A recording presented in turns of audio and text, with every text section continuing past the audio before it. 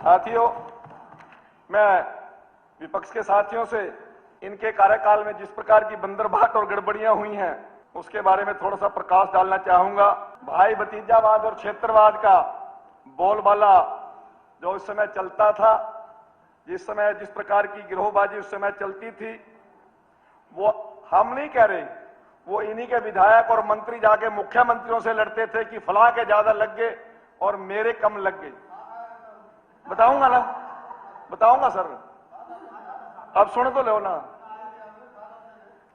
कहते दिल की बात तो हो जाएगा बवाल, कह दे दिल की बात तो हो जाएगा बवाल, वोटों की खातिर ये बोले झूठ हजार, लेना देना कुछ नहीं, सौ सौ करें सवाल। साथियों, हुड्डा जी ने बताया कि आप साथ आते थे क्या? भाई नीरज शर्मा ने बयान दिया 50 वोट ले आओ और नौकरी ले जाओ। मैंने तो अपने आप नहीं किया, मैंने तो नहीं कहा ना ये बात। भाई ये तो सारा हरियाणा को पता है ना, चलते चुनाव में वीडियो वायरल हुई है। बताओ, आप कह रहे आप साथ आए थे। सुनो, मैं टेक्निकल बात कर रहा हूं। मैं आप लोगों को बताना चाहता हूं, आप हमारे ऊपर सवाल उठा रहे हैं कि भर्तियां रद्द हो गई, बच्चों का भविष्य खराब हो गया। कोई 35 साल का बता रहा, कोई 56 साल का बता रहा। अरे आपके कार्यकाल में 11 भर्तियां रद्द हुई हैं, 7,338 युवाओं का भविष्य अंधकार में हो गया। मैं यह भी बताना चाहूंगा, ये भर्तियां इन्होंने रद्द नहीं की थी, इनकी भर्ती प्रक्रिया की गड़बड़ियों को रोकने के लिए, इनकी विफलताओं के चलते माननीय सर्वोच्च न्यायालय ने ये भर्तियां रद्द की थी। आज ये कहते हैं आपस में चर्चा नहीं, आपस में बातचीत नहीं। ये मैं सारे साथियों, विपक्ष के साथियों को पूछना चाहता हूं, मैं सभी को पूछना चाहता हूं। गीता बहन जी ने कहा था कि बेदी जी जोर जोर से मत, और आराम से बोल रहा हूं मैं, तब तो बोलने दो। हमारे विपक्षी भाइयों ने आरोप लगाया, सुनो, बड़े जोर जोर से सभी ने डाटा एक ही लिख रखा। अब मना नहीं पता ये आफ्ताब की तैयारी है या बीबी बत्रा की तैयारी है। डाटा एक ही है, डाटा एक ही है, डाटा एक ही है, डाटा एक ही है। हमारे विपक्षी, अब बोल लो, एक ही होगा ना, क्वेश्चंस और एडवर्टीजमेंट और सारा डेटा तो एक ही होगा। आप कमाल कर रहे हो, भर्ती जितनी निकलेंगी। चलिए बेदी शुरू कीजिए, बेदी पूरा कीजिए, आगे बढ़िए। हमारे विपक्षी भाइयों ने यह भी आरोप लगाया कि एई और एसडीओ की भर्ती बाहरी युवाओं की नौकरियां दी गई। मैं बताना चाहूंगा, अभी हमने गेट परीक्षा के पास हुए बच्चों को पावर यूटिलिटी मेरिट पर भर्ती किया है और उनमें लगभग 60% युवा हरियाणा से हैं। यह प्रक्रिया आपके कार्यकाल से चली आ रही है, हमने कोई चेंज नहीं किया। आप ही छोड़ के गए थे कि गेट के जो बच्चे होंगे उन्हीं को भर्ती करना है, हमने कोई चेंज ही नहीं किया, फिर भी आरोप हमारे ऊपर लगाओगे। मैं आप लोगों को बताना चाहता हूं, बहुत से युवाओं को बार बार कहते हैं कि आज मैं आपके साथ खड़ा हूं। भाई जब ये गैस टीचर भर्ती करने लग रहे थे तब भी आप लोग सरकार में हिस्सेदार थे, तब क्यों नहीं खड़े हुए? बार बार डीएससी की बात कर रहे हैं, एससी की बात कर रहे हैं, ओबीसी की बात कर रहे हैं, परंतु मैं पूछना चाहता हूं, जब गैस टीचर भर्ती कर रहे थे उस समय किस प्रकार से एससी और एसटी रिजर्वेशन की वायलेशन हुई और उनकी जिंदगी किस प्रकार से बर्बाद करके गए। उनको 2014 में आके संभाला तो हमने संभाला और 58 साल की उनको रोजगार की गारंटी दी तो हमारी सरकार ने दी। एक एक गैस टीचर गांव से पकड़ पकड़ के लेके आए, कोई हेडमास्टर कोई भर्ती प्रक्रिया नहीं अपनाई, उस भर्ती प्रक्रिया में उन लोगों का भविष्य खराब करके चले गए। आज बात करते हैं हम एससी एसटी के साथ खड़े, ओबीसी के भी साथ खड़े। अरे भाई उस दिन भी खड़े होने चाहिए थे, उस दिन भी आप लोग सभी सरकार में ही थे। मैं आप लोगों को बताना चाहता हूं, 3,500 औद्योगिक सुरक्षा बल के नौजवानों को आप लोगों ने चौटाला द्वारा भर्ती किए हुओं को सड़कों पर छोड़ दिया और वो लोग 1-2 साल नहीं 10 साल कमीज निकाल के सड़कों पे प्रदर्शन करते रहे, इन्हीं के लोग थे।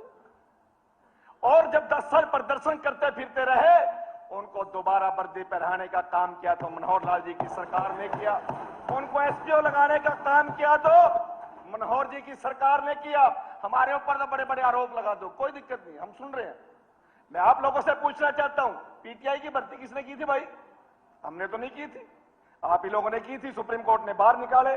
और मेरे को पता कि मैंने मनोहर लाल जी से क्या रिक्वेस्ट करके उनको मास्टर जी को कहते हैं, हमें बेदी जी रोटी नहीं चाहिए, हम तो आज गांव में घर में पड़े पड़े, हम तो शर्मिंदगी होती है, घर से बाहर निकलते हैं, लोग कहते हैं मास्टर जी कड़ा हमें किस तरह न किस तरह एक बार हमारा मान सम्मान बचा दो।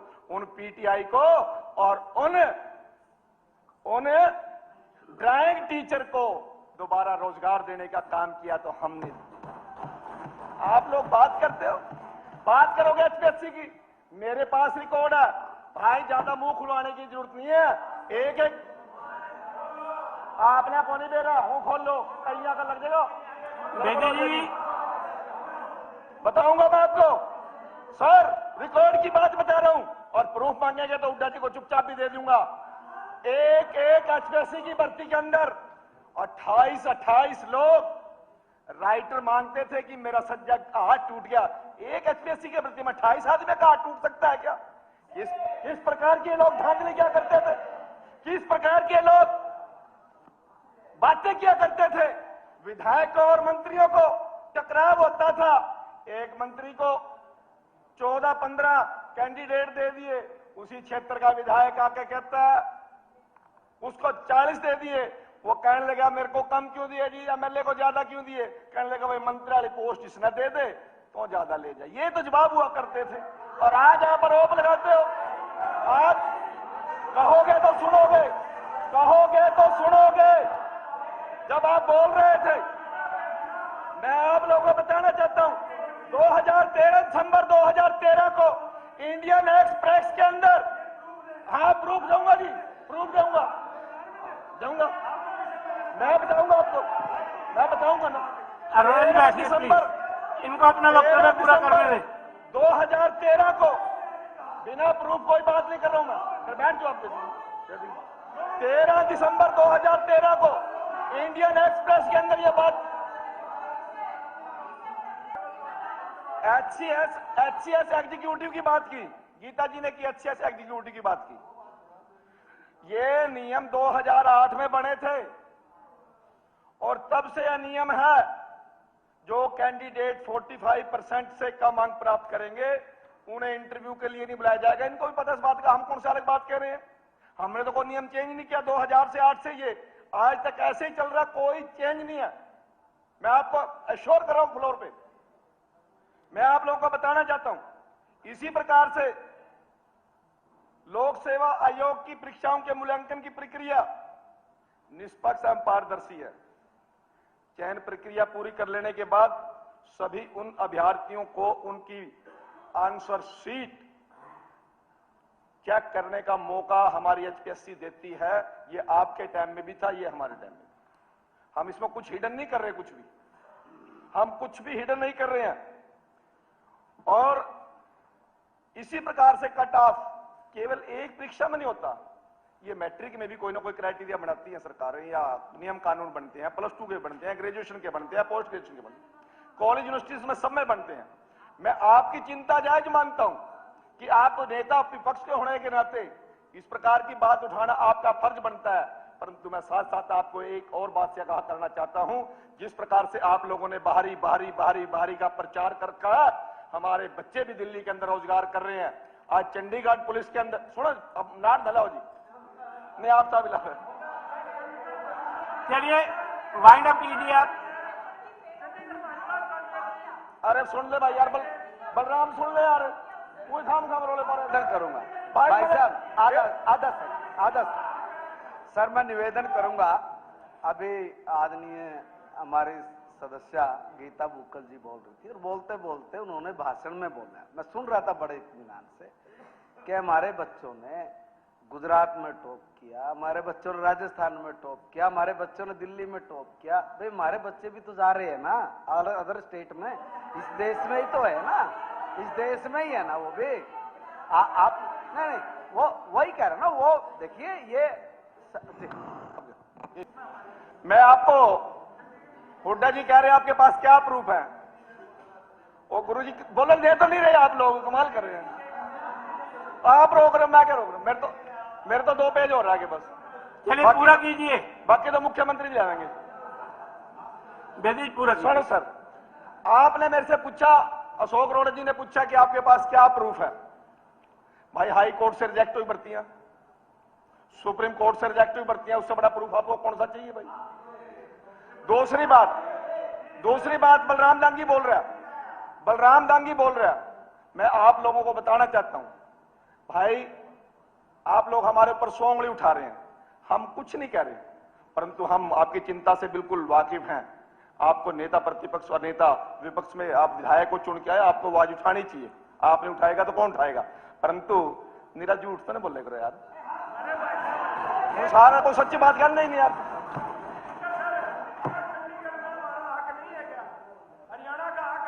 तो चंडीगढ़ आ रहा है। आप कहाँ जा रहे हैं दांगी जी? अरे बैठिए आप, इनको पूरा करने दीजिए। मैं दिल्ली की बात कर रहा हूं। विकास जी बैठिए, इनको पूरा करने में अपना विषय। द इंडियन एक्सप्रेस, हाँ एक मिनट, तू कम बोला तब सारी बुलवा दी पंडित जी ने, झूठ और कितनी बोलोगे तो बोल गया। द इंडियन, अब फिर खड़े हो जाएंगे, मैं बता क्या करूं। द इंडियन एक्सप्रेस 13 दिसंबर 2013 को HCS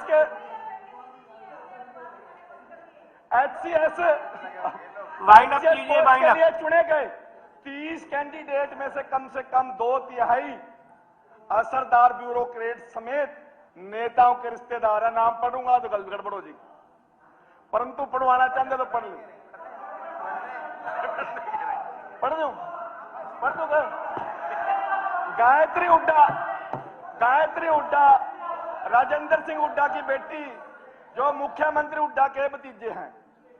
मीनाक्षी दहिया, ये देखो मैं कह रहा हूं,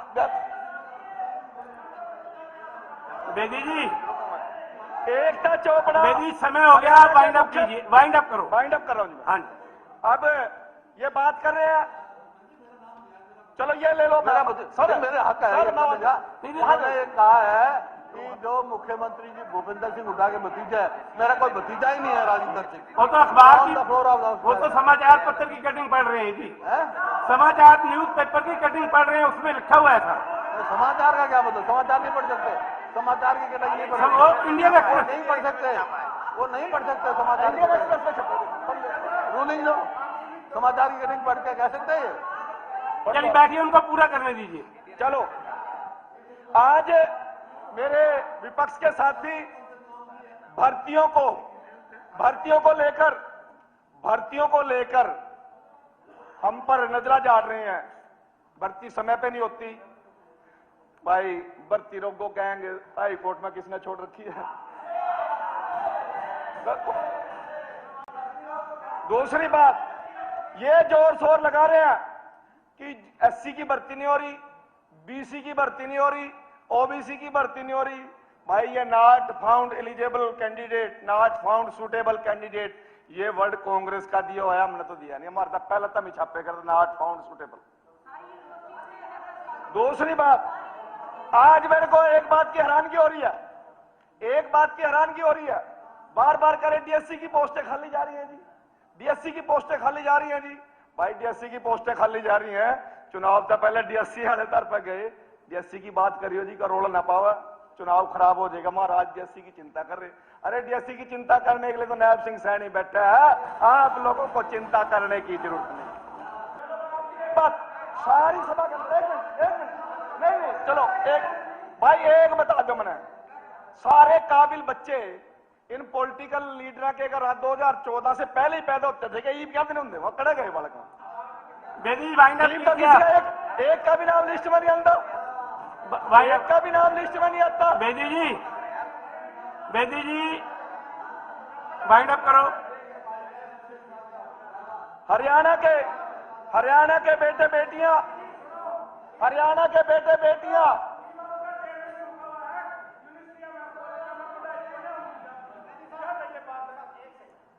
कर लो, तुम सारे तुम अपने ईमान पूरे कर लो।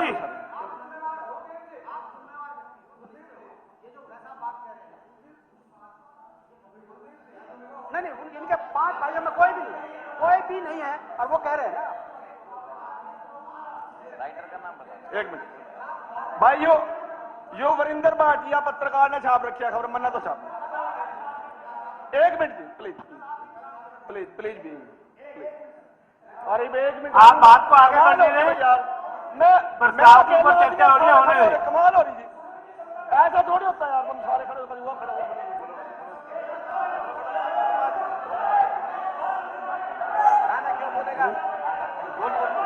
सर स्पीकर बैठिए बैठिए बैठिए, स्पीकर आप सर। वाइंड अप कीजिए जी, अगले वक्ता का नाम नहीं लेना पड़ेगा।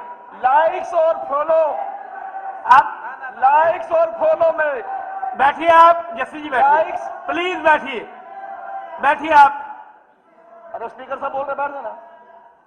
आप पूरा कीजिए जल्दी, सर, मैं कंक्लूड प्लीज पूरा कीजिए। कंक्लूड कर रहा हूं मैं, बिल्कुल कर रहा हूं। सर कांग्रेसिया की स्थिति तो इस टाइम वो हो गई है, लाइक्स और फॉलो से ही जोश जगाते हैं।